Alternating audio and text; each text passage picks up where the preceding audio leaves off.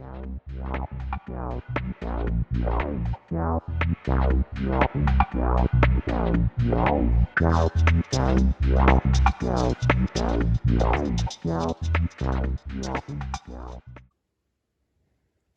my name is Alexandria Canchola. I'm a designer, illustrator, and professor at Texas A&M University, Corpus Christi.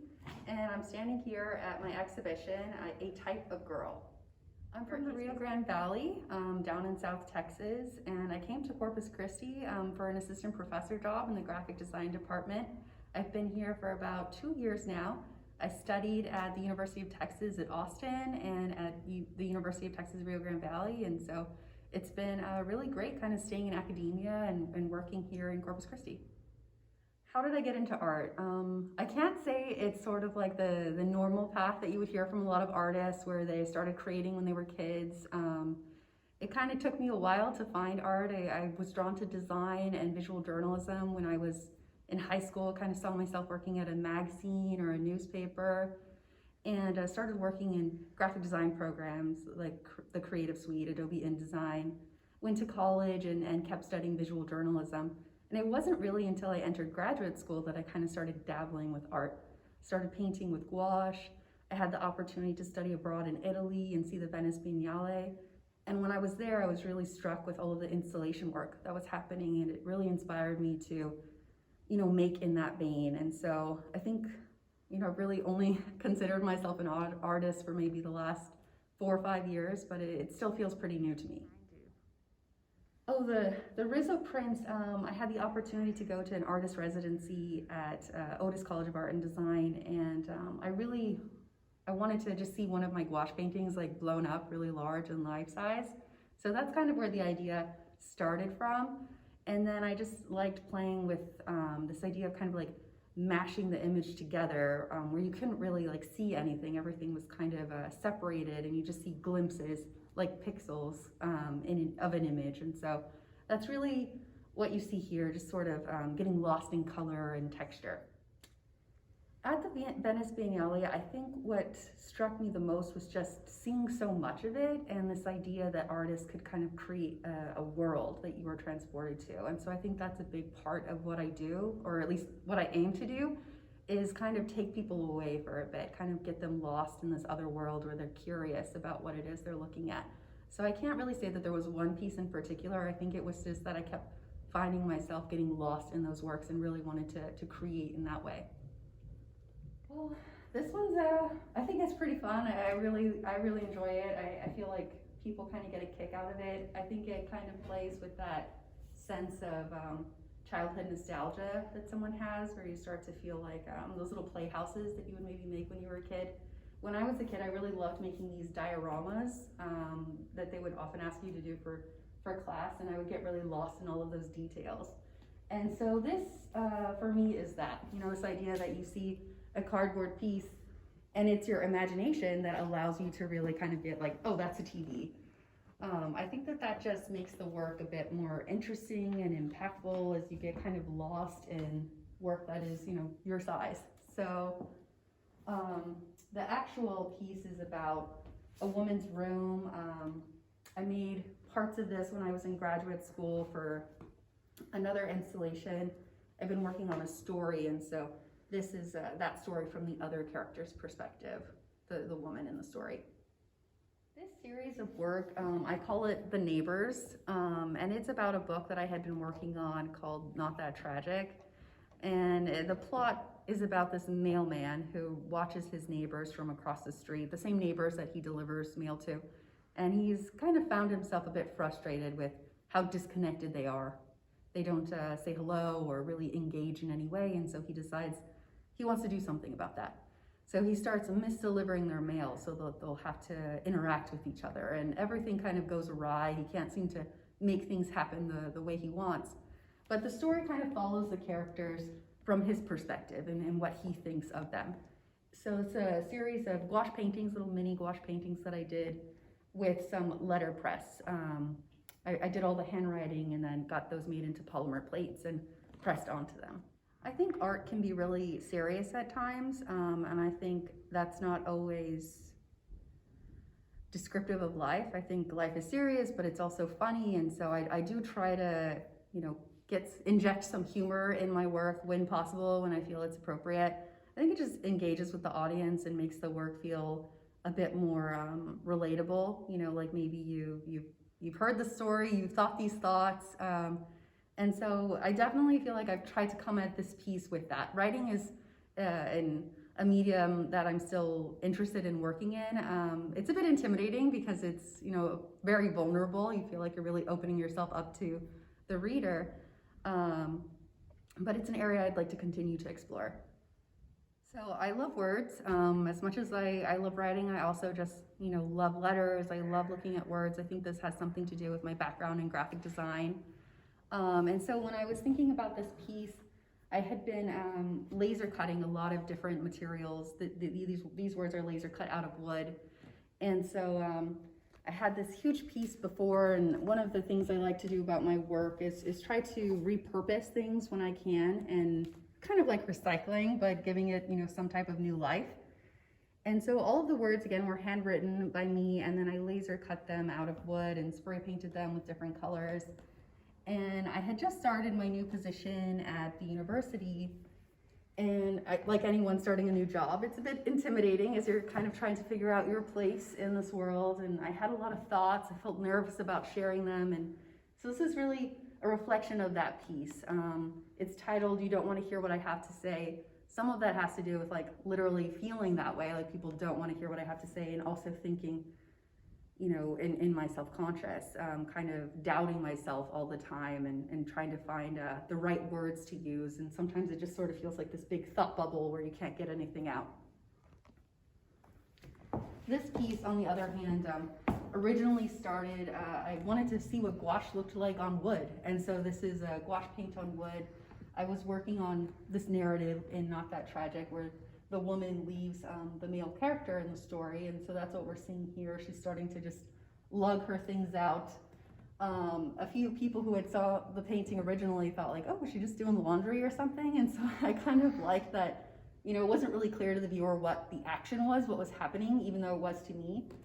And I just really wanted to see, you know, these words and image really come together the way that you would see like a poster or a piece of graphic design, kind of merging these ideas, because the way we think about visuals, you know, it's all these words and thoughts that are in our head, and just trying to figure out a way to kind of merge that together is what you see in this piece. So like I had said, the title of the exhibition is A Type of Girl. I suppose you could call this wall the gouache wall. These are gouache paintings that I've done on paper, and they're all kind of like moments, snippets in life as you're sort of thinking about moments of everyday life, you know, issues that are going on. And so I kind of have tried to come at them from this perspective of the voyeur, always as someone is watching this scene, so that you can kind of put yourself in that position. Perhaps this is a scene that you've seen yourself, or one that you kind of just are walking by in the exhibition and able to put yourself in that position. So some of them are humorous, some are a bit more like risque, but all different moments of life. So this lady right here, I guess I've described her as an icon. She's kind of the photo bomber. She's made her way into a few different pieces of mine. I was posing with a friend to take a photo, and she just didn't seem to notice that she was photo bombing. We kept trying to take this picture over and over again, didn't want to be rude because we were in another country and didn't know the language super well. And so, yeah, that's really her. I love her outfit, so I love painting her. I just love her gesture, just this overall lack of acknowledgement at what was going around her in the environment. This piece is called Beautiful, and she doesn't not know it. I've been playing around with this idea, like so many women, you know, we hear these kind of like stereotypical lines, especially like women in film or women in TV or all the books that we've read, that in order to be considered, you know, that much more attractive, it's sort of like you need to not know that you're attractive and kind of not acknowledge maybe the beauty that you have. And so I really wanted to kind of play with that. The reader can read it however they want, but I think it kind of gives some power back to women, and this idea like, oh, I can know that I'm beautiful and still, be a good person and not be like egotistical or any of those things. I don't need to disparage or devalue myself in order to kind of fit into the role that so many people want me to be. I think there is an element of feminism in my work. I can't say it's like a pointed objective of what it is I'm doing, but I am a feminist, and so I think that comes across in the work. I think that women have so much to value. Oftentimes, we aren't given equal treatment, and so I try to show what that feels like or what that looks like in the work. I don't know that it's like a direct, like there's a direct rebuttal in what it is I'm saying, but I just kind of want to have people be able to talk about it and see it and acknowledge what's happening. This piece is really meaningful to me. It says the something you think they think is really nothing. And this was said to me, these words weren't used directly, but pretty much the sentiment was told to us at an artist residency, and they were talking about this idea that no one's really thinking about you. If you've got to approach people and get things done, and when this woman had said that, no one's really thinking about you, everyone's jaw kind of dropped, like this idea, like what? And so I was struck with this idea that what she was trying to say was positive, but the way that everyone kind of interpreted it really quickly without dissecting her words was that it was negative, that no one was thinking about them. And so I love any type of expression that can be taken in so many different lights. I love this idea that it's your perspective that really kind of gives the words more meaning. And so that's what this piece is about. For me, it is a bit positive in that you can kind of just let go of all of this stress or anxiety that you're having about what other people are thinking about you. That really connects to the theme of the show, a type of girl. Understanding like, yes, everyone has these thoughts, these preconceived notions about who we are, but you shouldn't let that stop you. You should just go ahead and let it go and be who you want to be. So some of my inspirations for approaching artistic work is really just trying to dissect those everyday concerns that humans have, kind of those themes of mankind, the voyeuristic nature in all of us as we try to watch life and understand it, really, kind of seeking knowledge and truth. And so I think that is really what I'm trying to do when I'm capturing a scene, is really just sort of think about these moments that feel a bit lost, and kind of trying to freeze time in some way so we can really notice them. As far as influences, so many, like Henri Matisse, painters like that, illustrators and writers like Myra Coleman. She's one of my big influences. I love her work so much. Artists like Julia Rothman, I really enjoy her paintings. She also paints with gouache. Some designers that I love are designers like Saul Bass and Kelly Anderson. I really enjoy how their work feels timeless, but also really innovative for what's going on. And so it just continues to strike me, and I think so many. So when did I know I was an artist?